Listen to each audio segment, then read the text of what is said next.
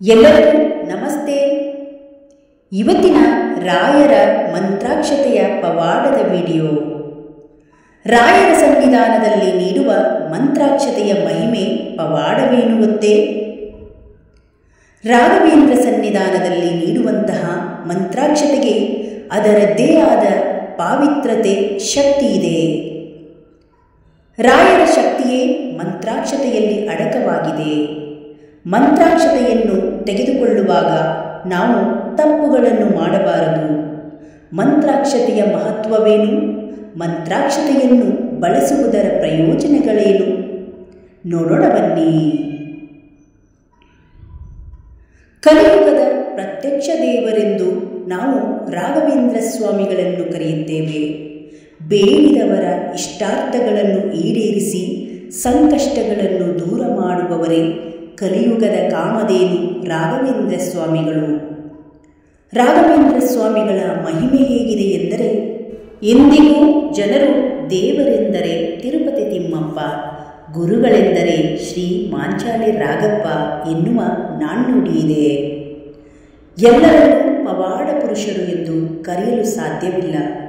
ಯಾರು ದೈವೀ ರೂಪದಲ್ಲಿ ಬಂದು ಜನರ ಸಂಕಷ್ಟಗಳನ್ನು ಪರಿಹರಿಸಿ ಬ್ರಹ್ಮಾಂಡದ ಕಲ್ಯಾಣವನ್ನು ಅಪೇಕ್ಷಿಸುತ್ತಾರೋ ಅವರನ್ನು ನಾವು ಪವಾಡ ಪುರುಷರು, ಮಹಾಮಹಿಮರು ಎಂದು ಕರೆಯುತ್ತೇವೆ. ರಾಘವೇಂದ್ರ ಸ್ವಾಮಿಗಳು ಅಕ್ಷರಶಃ ದೈವಾಂಶ ಸಂಭೂತರು. ರಾಘವೇಂದ್ರ ಸ್ವಾಮಿಗಳು ನೆಲೆ ನಿಂತ ಮಂತ್ರಾಲಯದಲ್ಲಿ ಹಾಗೂ ಇತರೆ ರಾಯರ ಮಠಗಳಲ್ಲಿ ನೀಡುವ ಮಂತ್ರಾಕ್ಷತೆಗೆ ಎಷ್ಟೊಂದು ಶಕ್ತಿ ಇದೆ ನೋಡಿ. ಒಂದು, ಮಂತ್ರಾಕ್ಷತೆಗೆ ಅಪಮಾನ ಮಾಡದಿರಿ. ಮಂತ್ರಾಲಯಕ್ಕೆ ಭೇಟಿ ನೀಡಿದಾಗೆಲ್ಲ ನಮಗೆ ಮಂತ್ರಾಕ್ಷತೆಯನ್ನು ನೀಡುತ್ತಾರೆ. ಅದನ್ನು ತಲೆಯ ಮೇಲೆ ಹಾಕಿಕೊಂಡ ತಕ್ಷಣ ಕೆಳಗೆ ಬೀಳುತ್ತದೆ. ಇದರರ್ಥ ನೀವು ಅದನ್ನು ತಪ್ಪಾಗಿ ತಲೆಯ ಮೇಲೆ ಹಾಕಿಕೊಂಡಿದ್ದೀರಿ ಎಂಬುದಾಗಿದೆ. ರಾಯರ ಮಂತ್ರಾಕ್ಷತೆಯನ್ನು ತಲೆಯ ಮೇಲೆ ಹಾಕಿಕೊಳ್ಳಲು ಅದರದ್ದೇ ಆದ ನಿಯಮವಿದೆ. ಮಂತ್ರಾಕ್ಷತೆಯನ್ನು ತಪ್ಪಾದ ರೀತಿಯಲ್ಲಿ ಬಳಸಿದರೆ ಅದರಿಂದ ನಿಮಗೆ ಅಪಾಯವಾಗಬಹುದು. ಯಾಕೆಂದರೆ ನೀವು ಮಂತ್ರಾಕ್ಷತೆಗೆ ಅಪಮಾನ ಮಾಡುತ್ತಿದ್ದೀರಿ ಎಂದರೆ ಅದು ನೇರವಾಗಿ ರಾಯರಿಗೆ ಮಾಡಿದ ಅಪಮಾನವಾಗಿರುತ್ತದೆ. ಎರಡನೆಯದಾಗಿ, ಉತ್ತಮ ಆರೋಗ್ಯಕ್ಕಾಗಿ ಮಂತ್ರಾಕ್ಷತೆಯಿಂದ ಹೀಗೆ ಮಾಡಿ. ಯಾವುದೇ ರೀತಿಯಾದ ಆರೋಗ್ಯ ಸಮಸ್ಯೆಯನ್ನು ನೀವು ಹೊಂದಿದ್ದರೆ ಅದನ್ನು ದೂರ ಮಾಡುವ ಶಕ್ತಿ ರಾಯರ ಮಂತ್ರಾಕ್ಷತೆಗಿದೆ.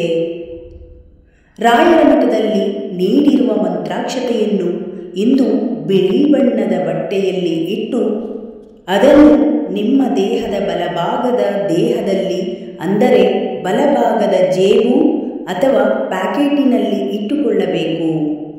ನಂತರ ಶ್ರೀಗಂಧವನ್ನು ಮತ್ತು ತುಳಸಿ ದಳಗಳನ್ನು ನೀರಿಗೆ ಹಾಕಿ ಆ ನೀರನ್ನು ನಿಮ್ಮ ತಲೆಯ ಮೇಲೆ ಪ್ರೋಕ್ಷಣೆಯನ್ನು ಮಾಡಿಕೊಳ್ಳಬೇಕು. ಈ ರೀತಿ ದಿನನಿತ್ಯ ಮಾಡುವುದರಿಂದ ನಿಮ್ಮ ಆರೋಗ್ಯ ಉತ್ತಮವಾಗಿರುತ್ತದೆ. ಮೂರನೆಯದಾಗಿ, ಎಷ್ಟು ಮಂತ್ರಾಕ್ಷತೆಯನ್ನು ತಲೆಯ ಮೇಲಿಟ್ಟುಕೊಳ್ಳಬೇಕು? ಪ್ರತಿನಿತ್ಯ ಸ್ನಾನ ಮಾಡಿದ ಬಳಿಕ ಬಿಳಿ ಬಟ್ಟೆಯಲ್ಲಿ ಇಟ್ಟುಕೊಂಡಿರುವ ಮಂತ್ರಾಕ್ಷತೆಯಲ್ಲಿ 2 ಮಂತ್ರಾಕ್ಷತೆ ಕಾಳುಗಳನ್ನು ನಿಮ್ಮ ತಲೆಯ ಮೇಲೆ ಇಟ್ಟುಕೊಳ್ಳಿ. ಮಂತ್ರಾಕ್ಷತೆಯನ್ನು ಶೇಖರಣೆ ಮಾಡಿಕೊಳ್ಳುವುದು ತುಂಬನೇ ಒಳ್ಳೆಯದು. ಈ ರೀತಿ ಮಂತ್ರಾಕ್ಷತೆಯನ್ನು ತಲೆಯ ಮೇಲೆ ಹಾಕಿಕೊಳ್ಳುವುದರ ರಾಘವೇಂದ್ರ ಸ್ವಾಮಿಗಳ ಶ್ರೀರಕ್ಷೆ ಸದಾ ನಿಮ್ಮ ಮೇಲಿರುತ್ತದೆ.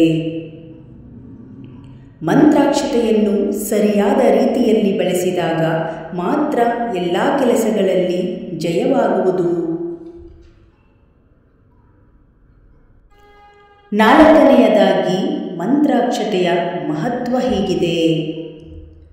ಮಂತ್ರಾಕ್ಷತೆಗೆ ನಮ್ಮ ಆರೋಗ್ಯದ ಸಮಸ್ಯೆಗಳನ್ನು ದೂರ ಮಾಡುವ ಶಕ್ತಿ ಇರುವುದರಿಂದ ಅದನ್ನು ಜೀವಾಮೃತವೆಂದು ಕರೆಯಲಾಗುತ್ತದೆ.